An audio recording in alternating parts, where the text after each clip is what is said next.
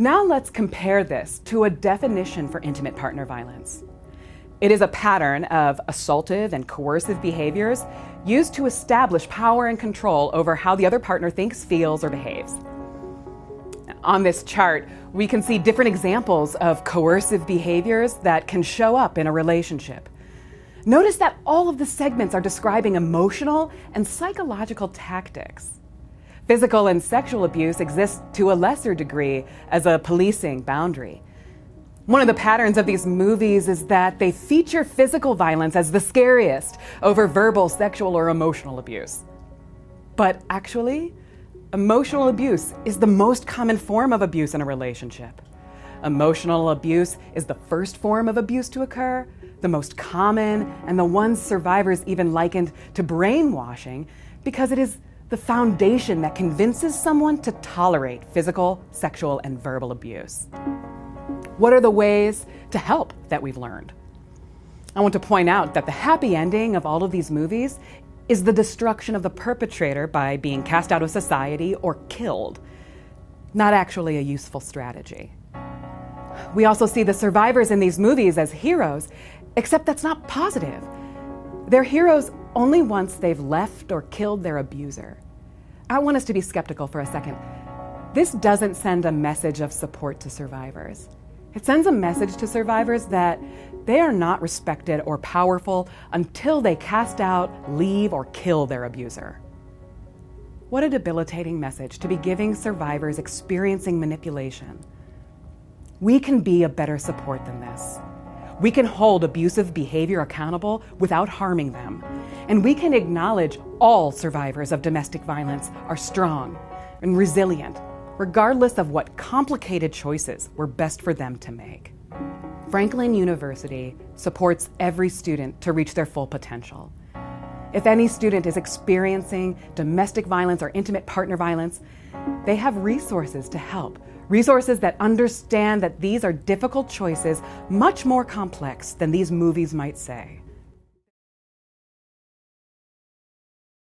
Yeah, and then this is part of what we're going to be doing.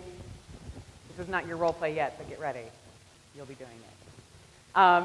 We go through examples of scenarios that are potentially dangerous, and then having groups, we'll go through group build-up, role play work of you create your own interventions, whatever you would actually say with your own mouth hole, and do that practicing it with each other so that that's an experience everybody in the room has as well. So you see that we'll have direct, distract, delegate. There's different practice for delay to try and shape that up. But as we said before, delegate is going to be directly to you. I think that's going to be part of the point, so they could delegate to you. And so what we will go through in practice would be how we're going to handle somebody coming to us, delegating to us as staff members.